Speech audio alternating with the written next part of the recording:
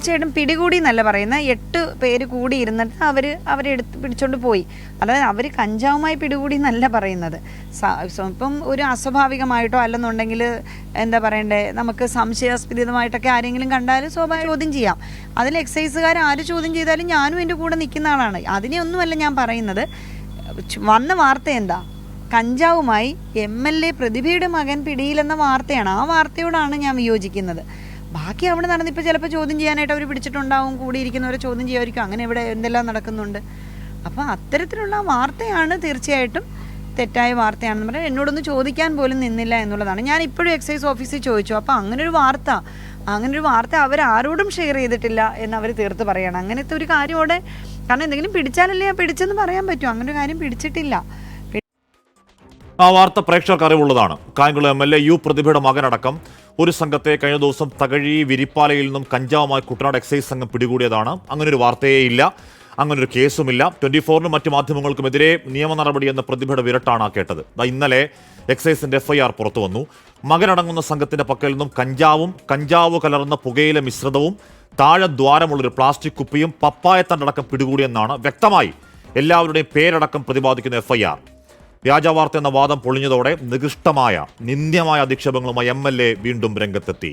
ഇപ്പോൾ വീണ്ടും 24 ന്യൂസിലെ ആലപ്പുഴയിലെ നിയമം അറിയാത്ത വിവരദോഷിയായ ഒരു റിപ്പോർട്ടർ വീണ്ടും എൻ്റെ മകനെയും എന്നെയും ആക്ഷേപിച്ചുകൊണ്ട്, 24 മാത്രമല്ല എനിക്ക് തോന്നുന്നു മറ്റു ചില ചാനലിലും ഉണ്ട്, അവർ പറഞ്ഞത് ശരിയാണ് എന്ന് സ്ഥാപിക്കാൻ പൊതുസമൂഹത്തിന്റെ മുമ്പിൽ വീണ്ടും എന്നെയും എൻ്റെ മകനെയും അപമാനിക്കുകയാണ്. റേറ്റിംഗിന് വേണ്ടി എന്തെങ്കിലുമൊക്കെ ചെയ്യുന്നത്. നിങ്ങൾ നിങ്ങളുടെ വീട്ടിലെ 24-ലെ പ്രിയപ്പെട്ട റിപ്പോർട്ടറെ, നിങ്ങൾ നിങ്ങളുടെ വീട്ടിലെ അമ്മയെയോ നിങ്ങളുടെ സഹോദരിയെയോ വല്ലതും പൊതുരംഗത്ത് വിട്ടിട്ട് നിങ്ങൾ അവരെ പറ്റി വാർത്തയിട്. ദയവ് ചെയ്ത് എന്നെ വിട്ടേക്ക്. അത് 24 മാത്രം കൊടുത്ത വാർത്തയല്ല. ഏഷ്യാനെറ്റ് ന്യൂസും മനോരമയും റിപ്പോർട്ടറും അടക്കം കേരളത്തിലെ പ്രധാനപ്പെട്ട എല്ലാ ചാനലുകളും കൊടുത്ത വാർത്തയാണ്. 24 റിപ്പോർട്ടറെ വിവരം കെട്ടവനെന്നും വീട്ടിലിരിക്കുന്ന അമ്മയെയും സഹോദരിയെയും അടക്കം പറഞ്ഞ് വൃത്തികെട്ട രീതിയിൽ പിന്നെ അധിക്ഷേപമാണ് ഒരു MLA. പിന്നാലെ എത്തി CPMന്റെ സൈബർ ഗൂണ്ടാപ്പട. R. ശ്രീകണ്ഠൻ നായരെയും ഹാഷ്മി താജ് ഇബ്രാഹിമിനെയും അടക്കം വീട്ടിലിരിക്കുന്നവരെ കൂടി ചേർത്ത് ഈ സൈബർ തമ്മാടികൾ അവരുടെ വീട്ടിലുപയോഗിക്കുന്ന ഭാഷയിലാണ് നെറികെട്ട വാക്കുകളും തെറിപ്പൂരവും.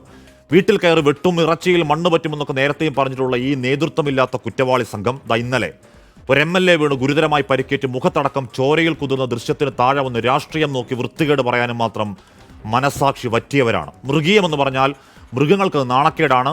വൈകൃത വക്താക്കൾ, കിരാത ജന്മങ്ങൾ അവരുടെ തനിക്കണം കാണിക്കുന്നതിൽ അത്ഭുതം എന്തിനാണ്? ഉത്തരവാദിത്തപ്പെട്ടവരോട് ചോദിച്ചോ പറഞ്ഞ ആ ഒരു FIRന്റെ കോപ്പി ഇതുവരെ എങ്ങോ ഒരു പ്രൊഡ്യൂസ് ചെയ്തിട്ട് പോലുമില്ല. അതെങ്ങനെ 24-ന് കിട്ടി? അതാണ് പ്രതിഭ MLA പറഞ്ഞതിനെ തോൽപ്പിക്കാൻ വേണ്ടിയിട്ടുള്ള ആ മഹാമനസ്കനായ മാധ്യമപ്രവർത്തകന്റെ മാധ്യമധർമ്മത്തെ എന്റെ പൊന്നോ നല്ല ഭാവിയുള്ളതായിട്ട് കാണുന്നുണ്ട് അദ്ദേഹത്തിന്. പിന്നെ എനിക്ക് തോന്നുന്നു 10 രൂപ നക്കാപ്പിച്ച് എവിടെന്നെങ്കിലും കിട്ടിക്കാണും. ഒരു FIR എങ്ങനെയാണ് കിട്ടുക എന്നത് അത് ലോക്കറിൽ നിന്ന് എടുത്തുകൊണ്ട് വന്ന് പോയോ എന്നൊക്കെയാണ് MLAയുടെ സംശയം. പോലീസ് FIR കിട്ടുമ്പോൾ തന്നെയാണ്, സർക്കാർ വെബ്സൈറ്റിൽ തന്നെയാണ് അതും കിട്ടുക എന്നറിയാതിരിക്കാനും മാത്രം വിവരക്കേടുണ്ടോ MLAക്ക്? പ്രതിഭയുടെ പാർട്ടി CPM നയിക്കുന്ന സർക്കാരിന്റെ എക്സൈസ് ഇട്ട FIR ആണ്, ലഹരി കേസാണ്. എന്തായാലും ഇന്ന് BJP നേതാവ് B. ഗോപാലകൃഷ്ണൻ CPM MLAക്ക് പിന്തുണ പ്രഖ്യാപിച്ച് രംഗത്തെത്തിയിട്ടുണ്ട്. ഭാവി നന്നായിരിക്കട്ടെ. പിന്നെ പ്രതിഭ ഒടുക്കം പറഞ്ഞ 10 രൂപ നക്കാപ്പിച്ച അങ്ങനെയൊക്കെ ആവോളം കിട്ടിയിട്ടുണ്ടെങ്കിൽ, ആ ശീലത്തിലാണത് പറയുന്നതെങ്കിൽ, രാപ്പകൽ കഷ്ടപ്പെട്ട് ജോലിയെടുത്ത് അതിന് കിട്ടുന്ന ശമ്പളത്തിൽ ജീവിക്കുന്ന മനീഷ് മഹിപാലിനെ പോലെയുള്ള അടിസ്ഥാനവർഗ ജോലിക്കാരുടെ ആർജവം, ഇച്ഛാശക്തി, കരുത്ത് മേടകളിൽ വാഴുന്ന നവസഖാക്കൾക്ക് മനസ്സിലാവില്ല. അത് ചോദ്യം ചെയ്യാനും മാത്രം പ്രതിഭ വളർന്നിട്ടുമില്ല. പിന്നെ ഈ തെമ്മാടിപ്പടയിറക്കി 4 തെറി വിളിപ്പിച്ചാൽ വീട്ടിലിരിക്കുന്നവരെ പറഞ്ഞാൽ പേടിച്ചങ്ങ് വാപത്തും എന്നാണ് ധാരണയെങ്കിൽ തെറ്റാണ്. പാർട്ടി പ്രതിരോധത്തിന് അശ്ലീല വർത്താനങ്ങളും അമേധ്യം നാറുന്ന ശൗചാലയ നാവുകളുമായി മൂത്രപ്പുര സാഹിത്യം പറയുന്ന ആ സൈബർ വൈകൃത പടയോടാണ്.